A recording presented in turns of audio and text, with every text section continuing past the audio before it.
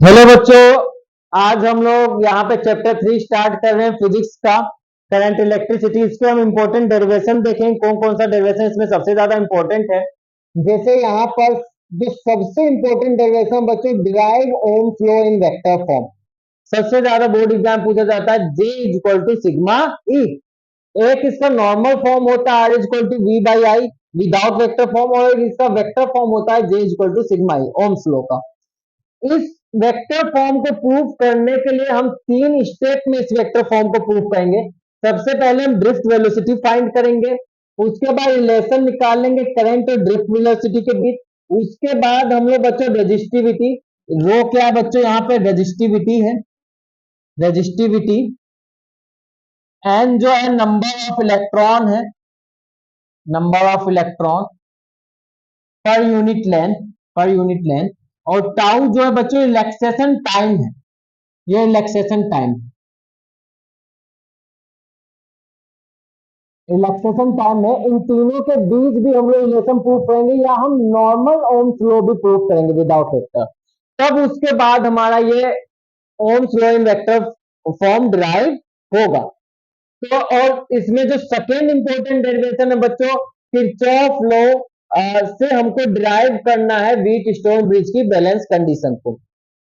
तो यही दो इसमें डेरिवेशन जो सबसे ज्यादा इंपॉर्टेंट है, और उसमें से भी जो सबसे ज्यादा इंपॉर्टेंट है फर्स्ट डेरिवेशन है।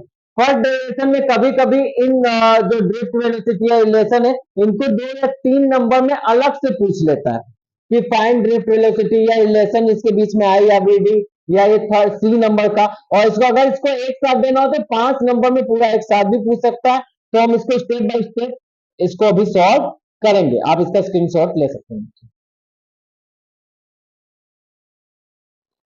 हेलो बच्चों, आज हम लोग यहाँ पर क्या करेंगे, वही वेक्टर फॉर्म को प्रूफ करने के लिए ohms law in vector form. यहाँ पे हम लोग उसका फर्स्ट स्टेप सबसे पहले प्रूफ करेंगे, find drift velocity.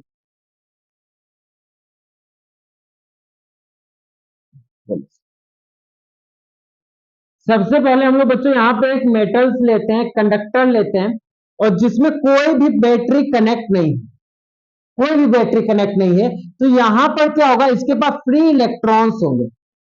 Free electrons तो होंगे बच्चों, कई सारे इसके पास फ्री इलेक्ट्रॉन्स होंगे, पर ये रैंडम मोशन में होंगे। और इनके पास मोशन किसके वजह से होगा, टेम्परेचर की वजह से होगा।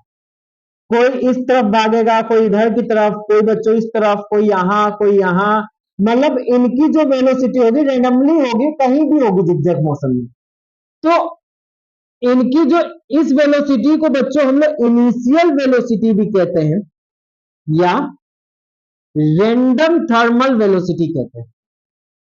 रैंडम थर्मल कि टेम्परेचर के कारण जो इनमें वेलोसिटी है, रैंडम वेलोसिटी है, उसको हम लोग कहते हैं रैंडम थर्मल वेलोसिटी। अगर मैं इसका एवरेज निकालूं बच्चों, u1 plus u2 plus dot dot dot dot un, अगर मैं सबको ऐड कर दूं यहां पर, तो क्या होगा बच्चों, सबका सम क्या आएगा, 0 आएगा। ये मैंने सर एन क्या है बच्चों, total number of electron. N is equal to क्या है, टोटल नंबर ऑफ इलेक्ट्रॉन। अगर मैं यहां सबका एवरेज निकाल दूं तो बच्चों 0 आएगा। क्यों 0 आएगा, क्योंकि ये वेक्टर सम है। यहां पे आप देख रहे हैं कि सबका जो डायरेक्शन है वो अलग अलग है।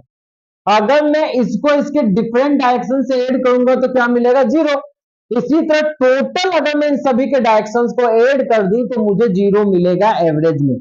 तो इसकी इनिशियल वेलोसिटी एवरेज की कितनी हुई, 0। अगर मैं मान लेता हूं कि मैं इसमें एक बैटरी कनेक्ट कर देता हूं,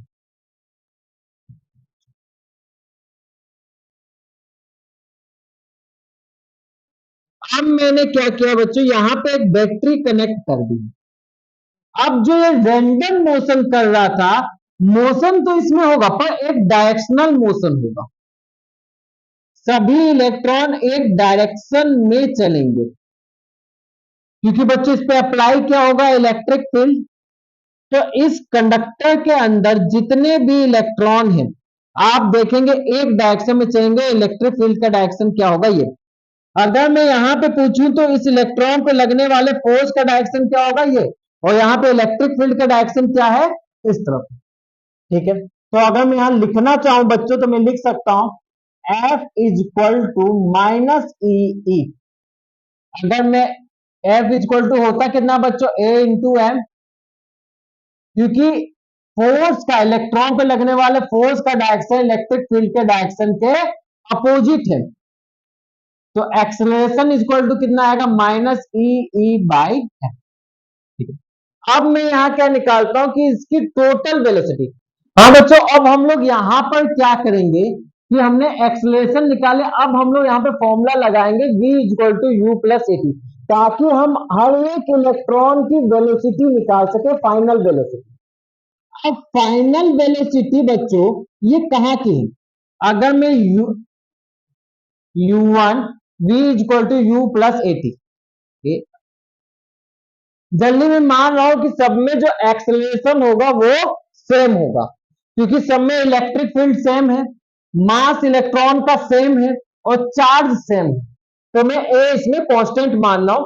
पर बच्चों यहां पर टाउ क्या है, जल्दी आप देखें कि फाइनल वेलोसिटी और इनिशियल वेलोसिटी के बीच में जो टाइम लगा है उसको हम क्या कह रहे हैं, टाउ कहते हैं, उसी को तो हम टाइम लेते हैं।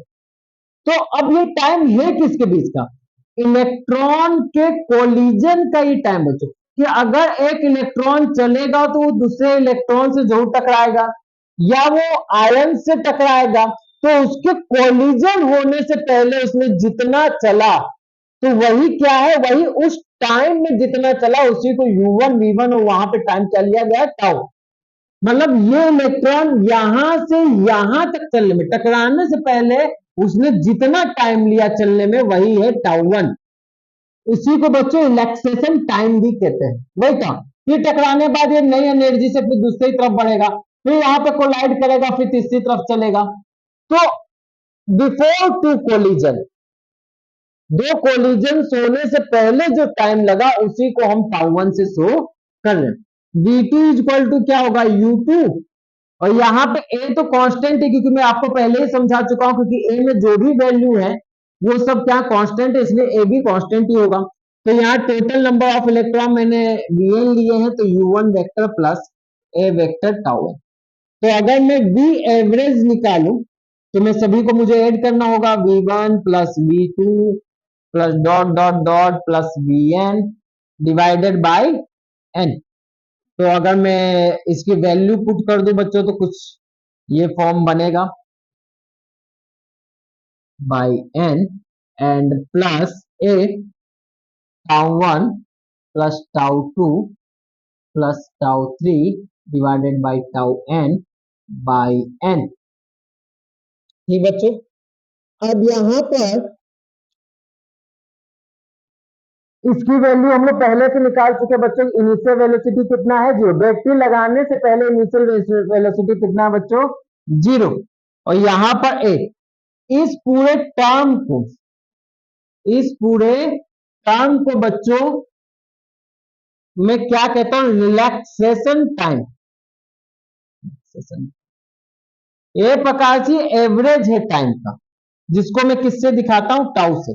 और ये भी, इसकी भी डेफिनेशन सेम है रिलैक्सेशन टाइम की, बिफोर टू कोलिजन, मतलब दो कोलिजन होने से, बिटवीन टू कोलिजन।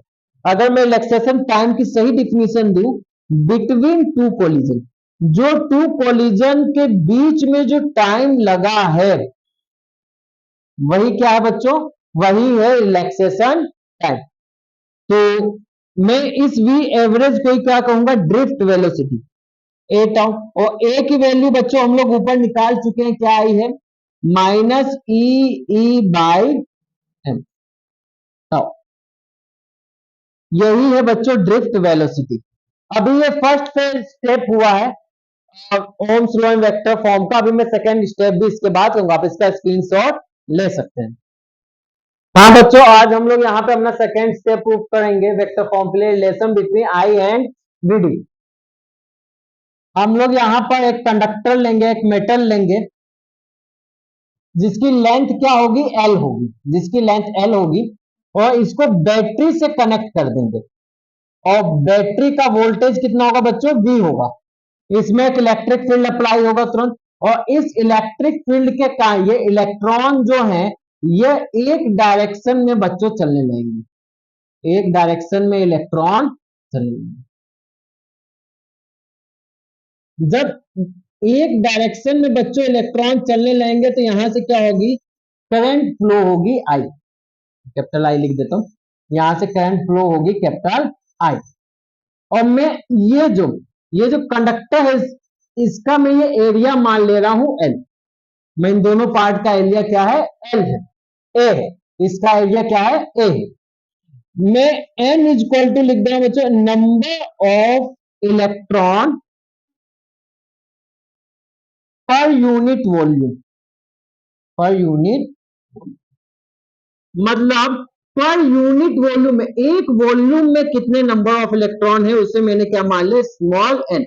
इसे बच्चों स्मॉल एन, इसे इलेक्ट्रॉन डेंसिटी भी कहते हैं, इसको बच्चों इलेक्ट्रॉन डेंसिटी भी कहते हैं। अगर मुझे कैपिटल एन निकालना हो तो कैपिटल एन क्या होता है बच्चों, total number of electron, total number of electron, electron in length L, length L में जितने टोटल नंबर ऑफ इलेक्ट्रॉन है, इसको निकालने के लिए मुझे क्या करना पड़ेगा, तो पर यूनिट लेंथ को लेना होगा और उसको मल्टीप्लाई करना होगा टोटल वॉल्यूम से। जितना इसका टोटल वॉल्यूम है और जितना पर यूनिट लेंथ में इलेक्ट्रॉन है उसको मल्टीप्लाई कर देंगे, टोटल नंबर ऑफ इलेक्ट्रॉन आ जाएंगे। तो बच्चों यहां पर वॉल्यूम इसका कितना, अगर मैं एरिया इंटू लेंथ कर दूं तो वॉल्यूम आ जाएगा, तो capital N is equal to कितना आएगा बच्चों, N A L, N A L. अब यहां पे बच्चों हम आई की वैल्यू निकालेंगे, आई इज इक्वल टू क्या होता है बच्चों, टोटल चार्ज बाय,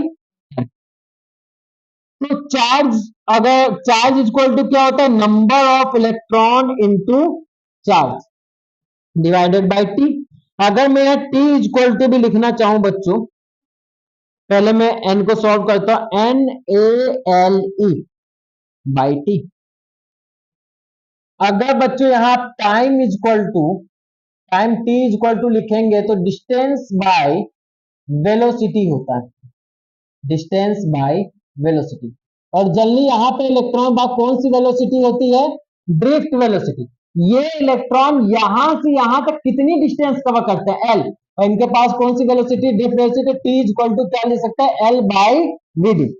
तो आई इज इक्वल टू मेरा फॉर्मूला क्या बनेगा, N A L, N A L E by L by V D.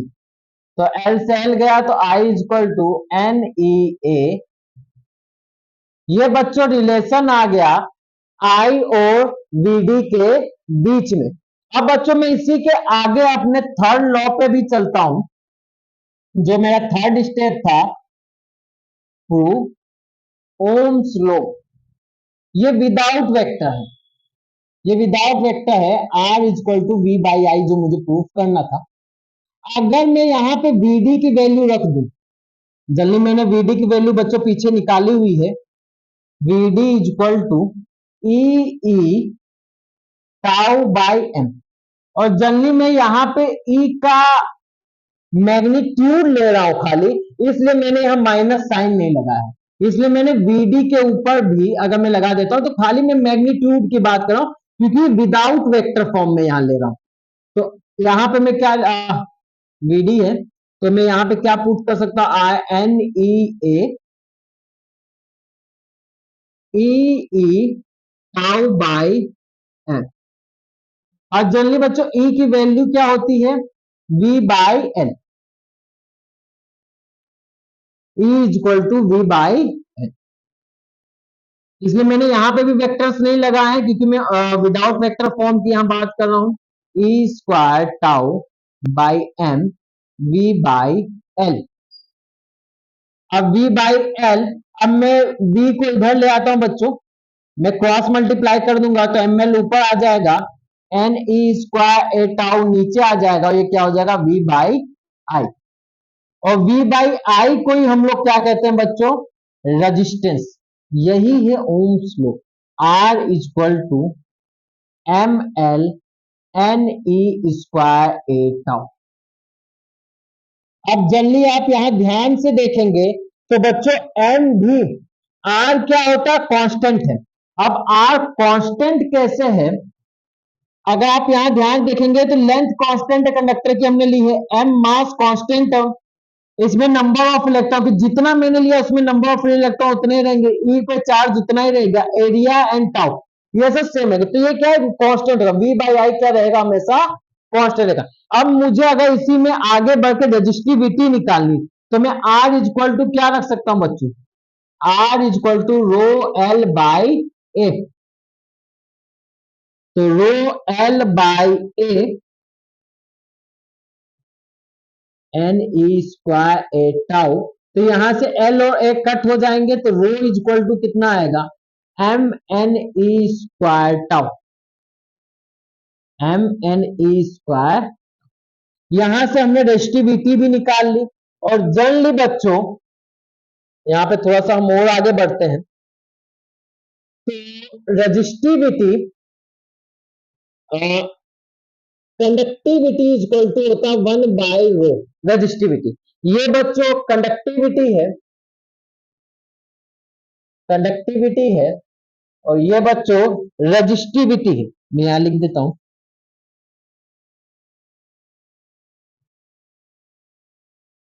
तो जनरली 1/रो होगा, तो ये फॉर्मूला आपका क्या हो जाएगा, रेसिप्रोकल हो जाएगा, और सिग्मा इक्वल टू आ जाएगा N E square tau by M, conductivity equal to.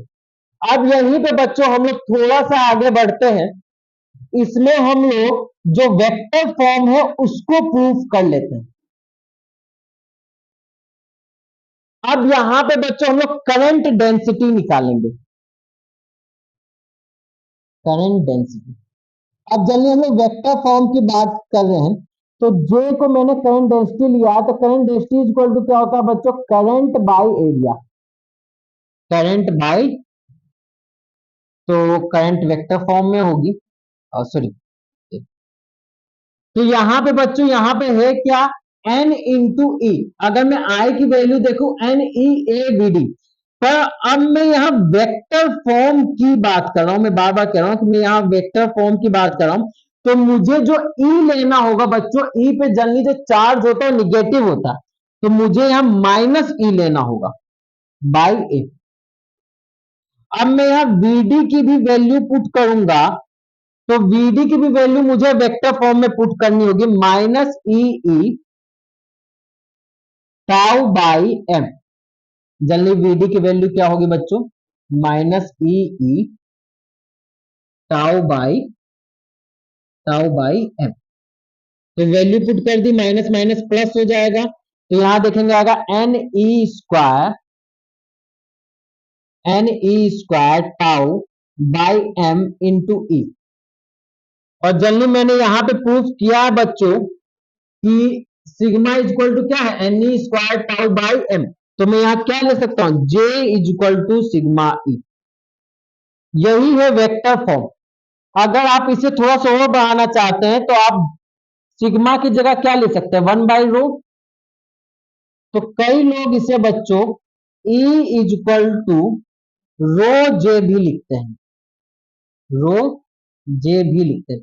यही बच्चों है Ohm's law in vector form. अगर Ohm's law in vector form आता है 5 नंबर में बच्चों, तो आपको ड्रिफ्ट वेलोसिटी से लेकर यहां तक पूरा प्रूफ करना पड़ेगा। अगर ये 3 नंबर 2 नंबर में आते हैं, तो इसको आपको पार्ट, जो भी पार्ट पूछे, खाली ओनली उस पार्ट को प्रूफ करना होगा। तो ये आप इसे स्क्रीनशॉट बच्चों आप इसका ले सकते हैं। हाँ बच्चों, आज हम लोग यहाँ पे व्हीट स्टोन ब्रिज को प्रूविंग करेंगे, इसका डेरिवेशन करेंगे बच्चों। यहाँ पर सबसे पहले हम लोग एक ब्रिज बना लेते हैं।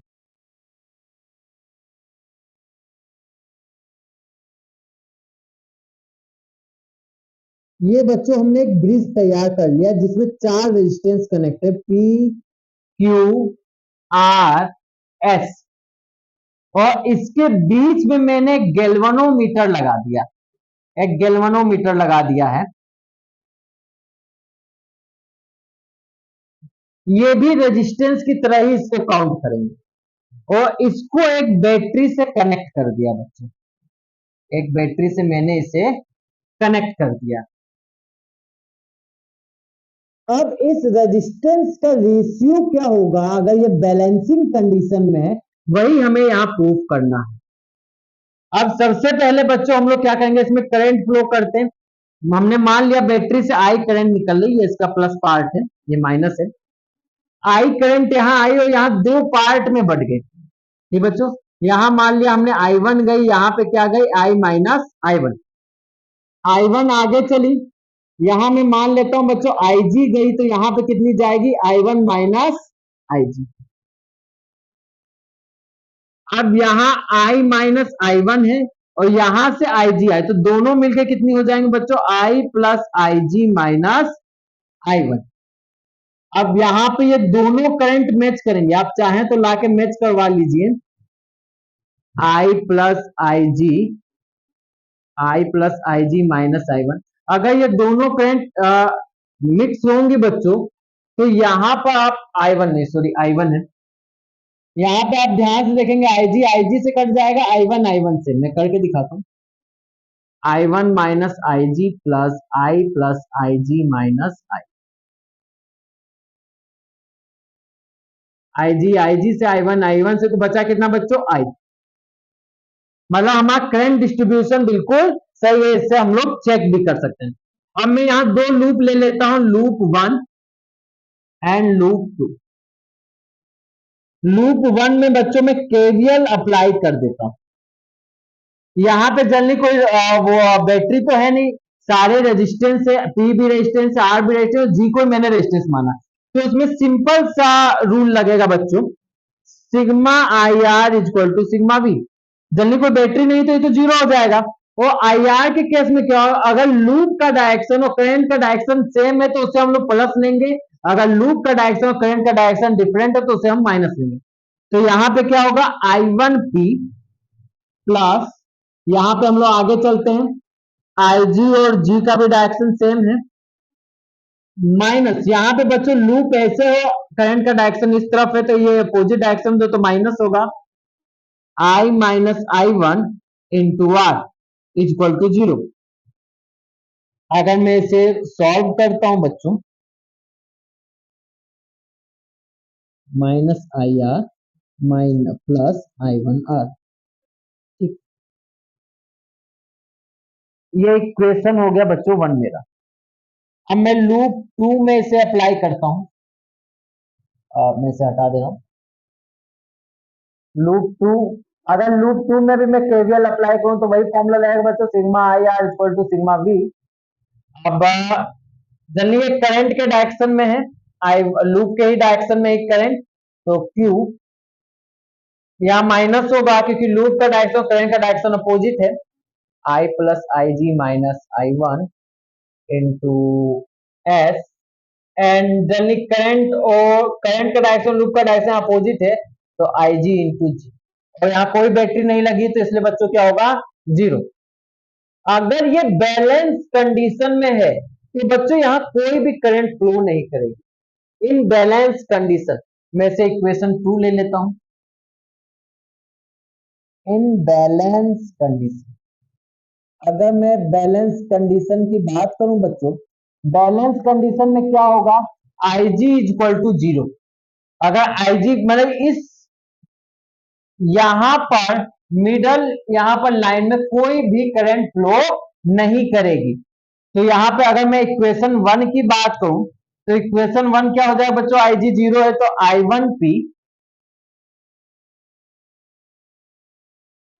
माइनस आई आर, ये जीरो हो जाएगा, आई जी वाला जीरो हो जाएगा बच्चों बिल्कुल, minus I R plus I one R equal to zero. हाँ बच्चों यहाँ पे हमने आई जी की वैल्यू पुट कर दी, ये जीरो हो गया। अब मैं आर को उस साइड ले जाऊंगा, I R minus I one R, and R common ले लिया, I minus I one P. अब मैं इक्वेशन सेकेंड को सॉल्व करूंगा, जल्दी यहाँ पर जी की वैल्यू जो है मैं जीरो रख दूंगा, I plus zero minus I one S minus I G zero into G zero. तो यहाँ पे बच्चों I1Q हो जाएगा minus minus zero equal to zero. I1Q equal to I minus I1S। इसे मैं इक्वेशन फोर्थ ले लेता हूं बच्चों, यहाँ पे इक्वेशन थर्ड ले लेता हूं। अब मैं क्या कहूंगा, equation third divided by equation fourth, दोनों को डिवाइड कर दूंगा। तो बच्चों क्या मिलेगा मुझे, I1P by I1Q equal to I minus I1R by I minus I1S। ये कट हो जाएगा, P by Q equal to R by S। यही बैलेंसिंग कंडीशन है व्हीट स्टोन ब्रिज की। और बच्चों में यहाँ एक खासियत और बता दूं कि प्रैक्टिकल के समय आपको इसी में से एक वैल्यू अननोन होती है जिसको आपको निकालना पड़ता है, तीन वैल्यू नॉन होती है रेजिस्टेंस की। ठीक, तो यहाँ पर आप इससे अपने मैथमेटिकल प्रॉब्लम भी सॉल्व कर सकते हैं और ये डेरिवेशंस के लिए भी क्या है बच्चों, इंपॉर्टेंट है। ठीक है, आप इसका स्क्रीनशॉट ले सकते हैं बच्चों।